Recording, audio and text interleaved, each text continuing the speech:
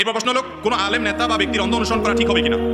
অন্ধ অনুসরণ, যা শুনছি সব মানছি, সামি'না ওয়া আতা'না, শুনলাম এবং মানলাম, এটা কার বেলায়? শুধু আল্লাহর বেলায় এবং তার রাসূল সাল্লাল্লাহু আলাইহি ওয়াসাল্লামের বেলায়।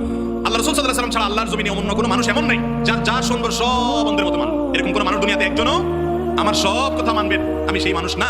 আমি বড় বড় ইমামরা পর্যন্ত তাদের নিজেদের ব্যাপারেও তারা জানিয়েছেন এবং তাদের শিষ্যরা যারা ছিলেন তারাও অন্ধের মতো তাদের অনুসরণ করেন নাই। ইমাম আবু হানিফা রাহিমাহুল্লাহ, তার যত মাসআলা ছিল, হাজার হাজার শত শত মাসআলা, তার ছাত্র ইমাম জুফর, ইমাম মুহাম্মদ, ইমাম আবু ইউসুফ রাহিমাহুল্লাহ, তারা তাদের উস্তাদ নাই। মুহাম্মদ সাল্লাল্লাহু আলাইহি ওয়াসাল্লাম ছাড়া আল্লাহর জমিনে আর কোনো মানুষ এমন নেই অন্ধের মতো তিনি যা বলবেন সব শুনবো। একটা কথা আছে ফার্সিতে, একটা কবিতা ওয়াজের ফাঁকে ফাঁকে আপনারা সময় শুনেন, বামে সাজ্জাদ রঙ্গি কুন করত পীরে মগা গোয়া কে সালেক বে খবর নবুয়ত জরা হো রুসলে মনজিলহা। ফার্সি কবিতা। এর অর্থ হলো, তোমাকে যদি পীরে মগা কোনো এরকম পীর, যে পীর খুব অভিজ্ঞ, সে যদি বলে তোমার জায়নামাজে মদ দিয়া এটাকে মাখাও, তাহলে তুমি সেটা করো, কারণ মদ হালাল না হারাম তোমার চাইতে সে বেশি জানে। সুবহানাল্লাহ বললেন না নাউজুবিল্লাহ বলবেন? আল্লাহ তাআলা মদ হারাম করেছেন, এখন যদি পিশাব খাইতে বলে বা এটা মাখাইতে বলে, আপনি সেটা করবেন না? করবেন না? এটা করার কোনো সুযোগ আছে? লা তাআতা লি মাখলুকিন ফি মাসিয়াতিল খালিক। আল্লাহর কথার বাইরে পৃথিবীতে কারোর কথা শোনার কোনো সুযোগ